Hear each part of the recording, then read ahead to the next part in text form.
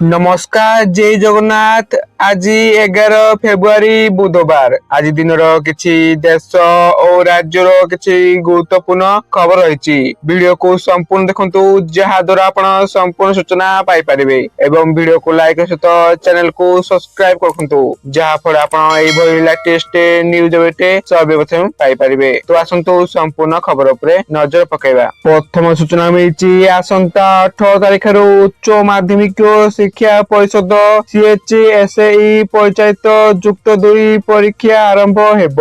चलित वर्ष 4,01,623 जन छात्र छात्री परीक्षा देबे। तेणु 1909 परीक्षा केन्द्र रे 23 सिटिंग रे परीक्षा देबे। 211 परीक्षा परिचालना हल रही। सेपटे एही परीक्षा परिचालना किभली भाबे स्वच्छ और शृंखलित हेबा सेति लागि अंटा भिड़ची परिषद।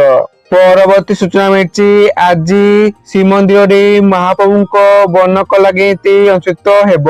दत्त महापात्र सेवक माने श्री विग्रह श्रीमुख सिंहार करिवे। एही विशेष नीति पाई अपराह्न रे भक्तों पाई दर्शन कटकणा रहिबो। भक्त माने ठाकुरंक दर्शन पाइबे नाही। अपराह्न रे द्वितीय भोगमंडप नीति सरिले महाप्रभु बनक लगे नीति आरंभ हेबनी सूचना मिली। परवर्ती सूचना मिली कमिब शीत एणिकी कलबल करिबो ताती। आज ठारू राति तापमात्रा बढ़िबो। आसंता 3 दिन पर्यंत राति शीत क्रमश ह्रास पाइबो। या परे पाद उपरकू उठिबो बोली पूर्वानुमान करिछि आंचलिक पाणीपाग केन्द्र।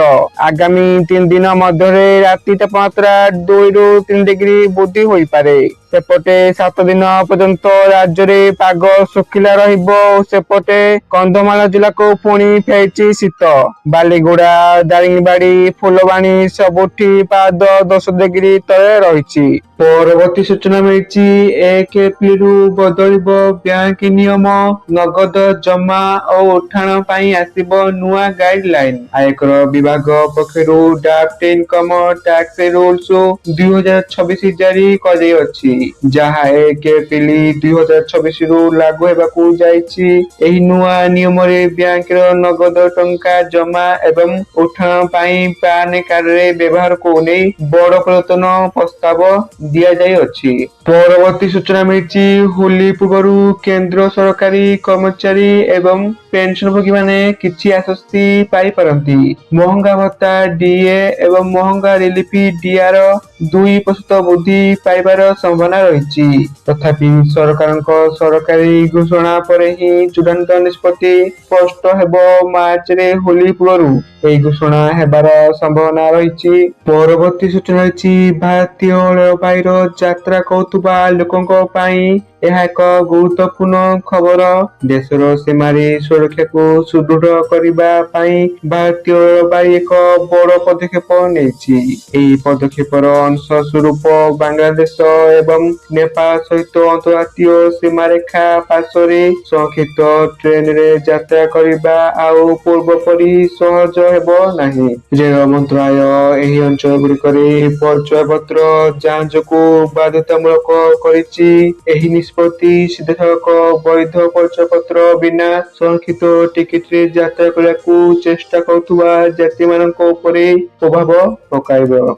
परवर्ती सूचना मिली आसंता फेब्रुआरी 12 तारिख रे भारत बंद डाकरा दिया जाय अछि। या पछरे बड़ कारण मध्य रही। भारत बंदर प्रभाव केते रहिबो ताहा देखिबार अछि। फेब्रुआरी 12 तारिख रे हेबाकू थिबा भारत बंद आंदोलन डाकरा देछि केंद्रीय वाणिज्य संगठन। तेबे याको अनेक संगठन समर्थन मध्य जणाइछन्ति। तेबे एही बंद डाकरा को अनेक चाषी संगठन समर्थन जणाइछन्ति। तेबे फेब्रुआरी 12 तारिख रे हेबाकू थिबा भारत बंदर प्रभाव देखिବାକୁ मिलिपारे। विशेष करी बैंकिंग सर्विस परिवहन व्यावसायिक क्षेत्र आदि प्रभावित होइपारे। ପରବର୍ତ୍ତୀ ସୂଚନା ମିଳିଛି କେବଳ ବଡ଼ ସହରରେ ବଡ଼ ପ୍ରକଳ୍ପ ଦ୍ୱାରା ରାଜ୍ୟର ବିକାଶ ହୋଇପାରିବ ନାହିଁ। ଏଥିପାଇଁ ପ୍ରତି ସହରକୁ ଯୋଗାଯୋଗ ବ୍ୟବସ୍ଥାର ସୁଦୃଢ଼ୀକରଣ କରିବାକୁ ପଡ଼ିବ। ଏହି ଆଧାରରେ ରାଜ୍ୟର ସମସ୍ତ ରାଜ୍ୟ ରାଜପଥକୁ ଚାରିଥାକିଆ କରାଯିବ। ବିଭାଗୀୟ ଯନ୍ତ୍ରୀମାନେ ସର୍ଭେ ଆରମ୍ଭ କରି ରିପୋର୍ଟ ପ୍ରଦାନ କରନ୍ତୁ ବୋଲି ପୂର୍ତ୍ତମନ୍ତ୍ରୀ ପୃଥ୍ୱୀରାଜ ହରିଚନ୍ଦନ ଆଜି ନିର୍ଦ୍ଦେଶ ଦେଇଛନ୍ତି। ପରବର୍ତ୍ତୀ ସୂଚନା ମିଳିଛି 19 ତାରିଖରୁ ମାଟ୍ରିକ ପରୀକ୍ଷା ଆରମ୍ଭ ହେବ। ଏଥିପାଇଁ ଆଜିଠାରୁ ନୋଡାଲ ସେଣ୍ଟରକୁ ଯିବ ପ୍ରଶ୍ନପତ୍ର। କଟକ ବୋର୍ଡ ମୁଖ୍ୟ କାର୍ଯ୍ୟାଳୟ ଷ୍ଟ୍ରଙ୍ଗ ରୁମରୁ ପ୍ରଶ୍ନପତ୍ର ନୋଡାଲ ସେଣ୍ଟରକୁ ପଠାଇବା ପ୍ରକ୍ରିୟା ଆରମ୍ଭ ହେବ। ଆଜି ପ୍ରଥମ ଦିନ ଦୂରଦୂରାନ୍ତରେ ଥିବା 5ଟି ଜିଲ୍ଲାକୁ ପ୍ରଶ୍ନପତ୍ର ପଠାଯିବ। ପରବର୍ତ୍ତୀ ସୂଚନା ମିଳିଛି ସାଇବର ଠକେଇ ନିହତ ଡକାୟତି। ସୋମବାର ଡିଜିଟାଲ ଗିରଫଦାରୀ ମାଧ୍ୟମରେ ହୋଇଥିବା 54,000 କୋଟିର ସାଇବର ଠକେଇକୁ ସୁପ୍ରିମକୋର୍ଟ ଡକାୟତି ବୋଲି କହିଛନ୍ତି। ଏଭଳି ଅପରାଧକୁ ରୋକିବାକୁ ଆରବିଆଇ, ବ୍ୟାଙ୍କ ଏବଂ ଦୂରସଞ୍ଚାର ବିଭାଗ ଭଳି ବିଭିନ୍ନ ପକ୍ଷଙ୍କ ସହ ପରାମର୍ଶ କରି ଏକ ଏସଓପି ଆଣିବାକୁ କେନ୍ଦ୍ର ସରକାରଙ୍କୁ ନିର୍ଦ୍ଦେଶ ଦେଇଛନ୍ତି। ପରବର୍ତ୍ତୀ ସୂଚନା ରହିଛି ବିଶ୍ୱକପରେ ଭାରତ ବିପକ୍ଷରେ ଖେଳିବ ପାକିସ୍ତାନ।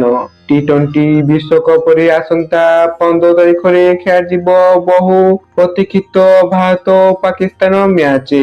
ଏଥିପାଇଁ ପାକିସ୍ତାନ କ୍ରିକେଟ ବୋର୍ଡ ବା ପିସିବି ରାଜି ହୋଇଥିବା ସୂଚନା ମିଳିଛି। ଜାତୀୟ ଗଣମାଧ୍ୟମ ରିପୋର୍ଟ ଅନୁଯାୟୀ ଆଇସିସି ସହିତ ପିସିବିର ଆଲୋଚନା ବେଳେ ପାକିସ୍ତାନ ଭାରତ ସହିତ ଖେଳିବାକୁ ରାଜି ଥିବା ଜଣାଇଛନ୍ତି। ଏହା ଥିଲା ସୂଚନା। ଆପଣମାନେ ଭିଡିଓକୁ ସମ୍ପୂର୍ଣ୍ଣ ଦେଖିଥିବାରୁ ଆପଣମାନଙ୍କୁ ଧନ୍ୟବାଦ।